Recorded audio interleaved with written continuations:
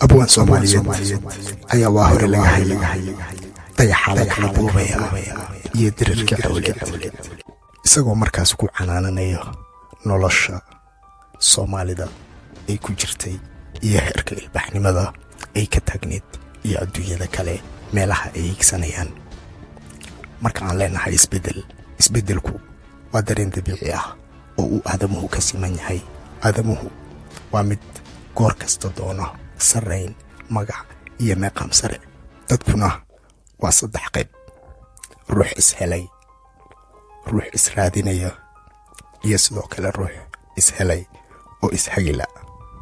badigoobka shakhsiyadda rasmiga ah ee qofka ku lamaan waa mid u dhaxaysa saddexda qaybood ee aan xusay.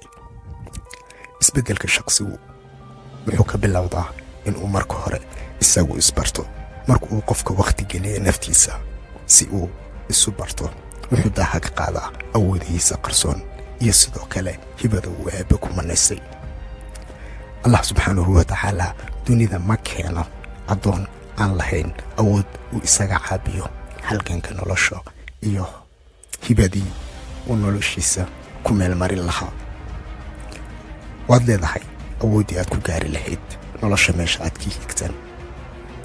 waad leedahay kartida iyo maskaxda aad ku gaari lahayd meesha aad higsan.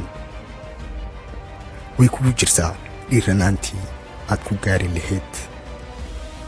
way kugu jirtaa dhiiranaantii aad ku dhaqaaqi lahayd si aad u gaarto halka aad higsan. waxa keliya ee ay kaaga baahan tahay waa in aad adigu dib isugu noqoto oo aad naftaada la khilwayso. eebbe tala saaro, hana ka raadin awoodda meel kale. si aad awoodahaagu u aragtana waxaad u baahantay marka hore inaad ka gudubto hal caqabadaasoo ah adiga maskaxdan yar ee kugu rikaban. waa maskaxda marka aad u sheegta halka aad higsan ku hor dhigta 1000 caqabadood oo aadan ka gudbi karin. waa maskaxda ku tusta sababaha aadan u gaari karin hadafkaaga. waa maskaxda ku tira meeshii aad ku hormari lahayd ma joogtid. cilmigeedii ma lihid, dhaqaalaheedii ma haysid, kartideedii ma haysid. balse waxaasoo dhan oo ay maskaxdaada ku sheegtay waa been iyo mala awaal. haddaba maxay tahay sababta ay maskaxdaadu kugu maaweelin mala awaalkaas? sababtoo ah maskaxdaadu adiga ma hagtid ee iyada ayaa ku hagta. in aad maskaxdaada hoggaanka u qabatid waa bilowga horumarka aad higsan. haddaba waa maxay shayga ugu horreeya oo ku suurtagelin kara in aad maskaxdaada u jihayso meesha aad higsan? waa su'aal u baahan jawaabteeduna waa 1. dib u eeg hab fikirkaaga. 2. dib u eeg hab fikirkaaga. siduu yahay hab fikirkaagu? mase togan ayaad u fikirtaa mise si taban? marka aad maskaxdaada la tashato oo aad doonay inaad ku dhaqaaqdo ficil horumarineed, maxay kugu jawaabtaa?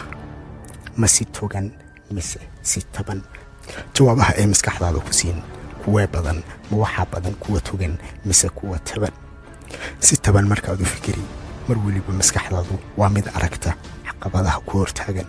balse markaad u fikiri si togan, goor kasta waxaad arki suurtagalnimada meesha uu xalku kaa jiro. waad bedeli kartaa hab fikirkaaga. waa mid aad bedeli kartid oo sidoo kale adiga kugu xiran. marka aad si togan u fikiri ayaa loo oran karaa waa hab fikir caafimaad qabo. hab fikirka caafimaadka qabo waxaa ka dhasha natiijo caafimaad qabta. inaad fikirka taban ee maskaxdaada ku lamaan ka xorowdo una fikirto si togan waa mid u baahan keliya in aad naftaada la halganto.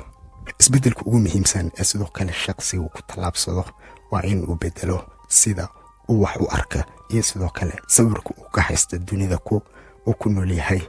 taasi waxay go'aamisaa sida uu uga falcelin shakhsiga amuuraha nolosha iyo sidoo kaleeta arrimaha kula soo darsada waayihiisa nololeed.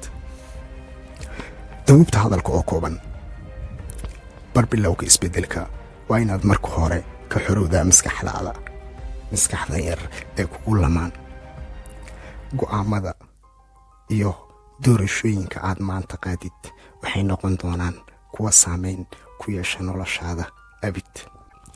abwaan Soomaaliyeed ayaa laga hadlayay oraax taasi oo ka sawir bixin qoomamada go'aamada iyo doorashooyinkii uu soo qaatay noloshiisa. wuxuuna yidhi hohay arrimaha ruleysay habeen naxasnimo ku dhaafay ilaan hibishiya madiisa naftaada in ay siifsi. haddaba tallaabada aad dooni inaad ku dhaqaaqdid si degan uga fikir oo ku dhaqaaq, dibna ha u dhigin ilaan wakhtigu dib uma dhigmo.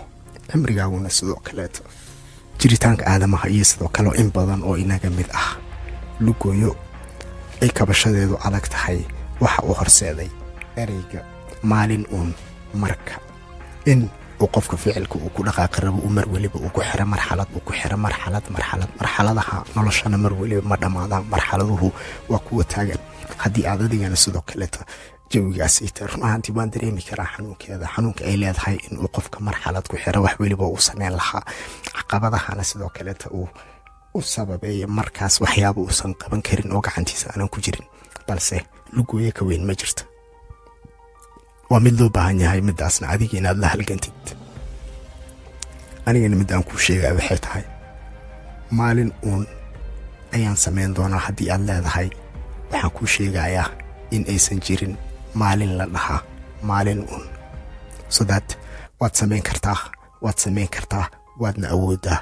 dhiiranaantii iyo awooddii way kugu jirtaa, balse shayga keliyaata ee aad u baahan tahay waxa weeyaan in aad adiga dib isugu noqoto oo aad awooddaa kugu qarsoon aad gunteeda gaarto. you can do it. asalaamu calaykum.